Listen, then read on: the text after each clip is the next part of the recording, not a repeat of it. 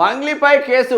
Finance fraud కేసులో పంజాగుట్ట పిఎస్లో నమోదు. ఆమె సోదరుడు సహా పలువురిపై ఫిర్యాదు. కావాలనే బదనాం చేస్తున్నారు అంటున్నారు మంగ్లీ. ఏం కేసు, ఏంది కథ?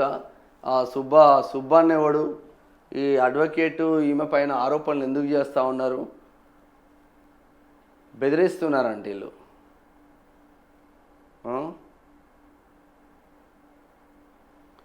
బెదిరిస్తున్నారంట.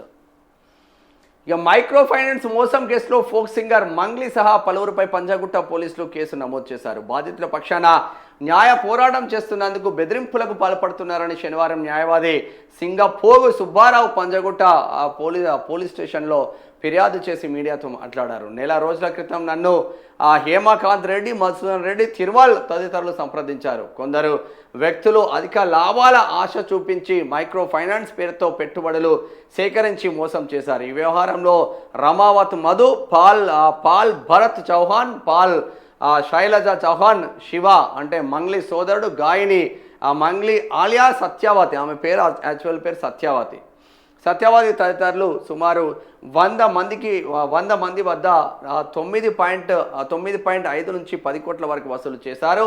ఈ మొత్తాన్ని గోకులానందన ఇన్ఫ్రా ఇండియా ప్రైవేట్ లిమిటెడ్ పేరుతో import export real estates trading వ్యాపారాల్లో పెట్టుబడి పెడతామని చెప్పి మోసం చేశారు. తర్వాత నిందితులు అందరూ పరారీలో ఉన్నారు. వారి ఫోన్లు స్విచ్ ఆఫ్లో ఉన్నాయి. ఈ విషయం గురించి మంగ్లీని సంప్రదించగా అనుచితంగా మాట్లాడింది.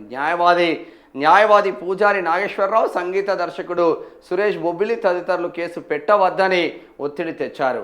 రమావత్ మధు, మంగ్లీ సోదరుడు శివ నన్ను చంపేస్తామని బెదిరించారు. 200 కోట్లకు పైగా స్కామ్ జరిగింది అని పేర్కొన్నారు. న్యాయవాది ఫిర్యాదు ఆధారంగా పోలీసులు కేసు నమోదు చేసి బిఎన్ఎస్ సెక్షన్లు 351-352 కింద విచారణ ప్రారంభించారు. న్యాయవాదిపై మంగ్లీ ఫిర్యాదు. న్యాయవాది పైన కూడా మంగ్లీ ఫిర్యాదు చేసిండు. మంగ్లీకి బెదిరింపులు, పరువు నష్టం చేసే చర్యలపై నార్సింగ్ పోలీస్ స్టేషన్లో న్యాయవాదిపై కేసు నమోదైంది. గత నెల 24న ఉదయం 7 గంటల సమయంలో మంగ్లీ ఫిర్యాదు చేశారు. తాను ఫైనాన్షియల్ డిస్ట్రిక్ట్లో వైజయంతి అపార్ట్మెంట్లో నివసిస్తున్నట్లు తెలిపారు. తార్నాకకు చెందిన న్యాయవాది సింగపోగు సుబ్బారావు సింగవోష్ తనపై అసత్య ఆరోపణలు చేస్తూ 150 కోట్ల మేర ప్రజలను మోసం చేసిందని ప్రచారం చేస్తున్నారని ఫిర్యాదులో పేర్కొన్నారు. గత నెల 21న సుబ్బారావు ఫోన్ చేసి తనను కలవాలని ఒత్తిడి తెచ్చాడని, తాను నిరాకరించడంతో పరువు తీస్తానని, మర్యాదకు భంగం కలిగిస్తానని బెదిరించాడని వెల్లడించారు. అతడితో పాటు మరో వ్యక్తి సైతం తనపై, తన కుటుంబ సభ్యులపై అనుచిత వ్యాఖ్యలు చేశారని, సంబంధం లేని కరెన్సీ నోట్ల కట్టల వీడియో చూపిస్తూ మానసిక ఒత్తిడి కలిగించారని వివరించారు. నార్సింగ్ పోలీస్ స్టేషన్లో క్రైమ్ నెంబర్ 547/2026గా కేసు నమోదు చేసి భారత న్యాయ సంహిత బిఎన్ఎస్ సెక్షన్ 79-351-3 కింద దర్యాప్తు ప్రారంభించారు. నా పాత్ర లేదు. వేణు ఉడుగుల. ప్రముఖ సింగర్ మంగ్లీ చుట్టూ ముసురుకున్న వివాదంలో తన పేరు వినిపించడంపై టాలీవుడ్ దర్శకుడు వేణు ఉడుగుల స్పందించారు. ఈ వ్యవహారంలో తనకు ఎలాంటి సంబంధం లేదని సోషల్ మీడియా వేదికగా స్పష్టం చేశారు.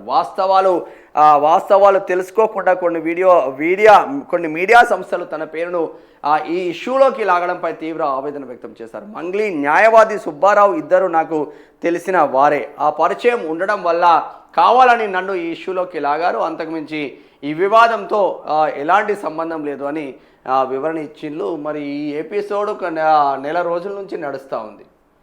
పదే ఈ సుబ్బారావు అనే న్యాయవాది మంగ్లీ పైన ఆరోపణలు చేసిండు. దాదాపు 200 కోట్లకు పైగా ఫ్రాడ్ చేసింది మంగ్లీ.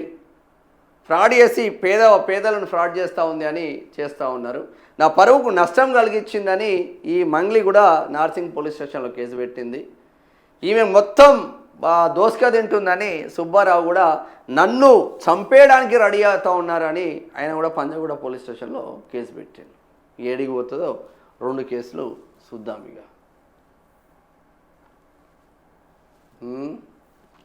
2 కేసులు ఎక్కడికి పోతాయి పో.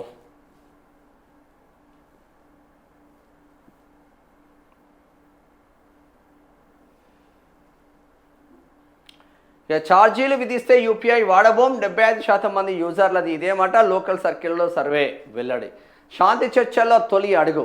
పాక్లో అమెరికా ఇరాన్ మధ్య ముగిసిన ఫస్ట్ రౌండ్ డిస్కషన్స్, కొన్ని అంశాలపై ఇరు దేశాల ఏకాభిప్రాయం, నేడు కొనసాగనున్న చర్చలు. ఇక్కడ శాంతి చర్చల కోసం పాక్ చేరుకున్న ఇరాన్ ప్రతినిధులను చూస్తూ ఉన్నాం.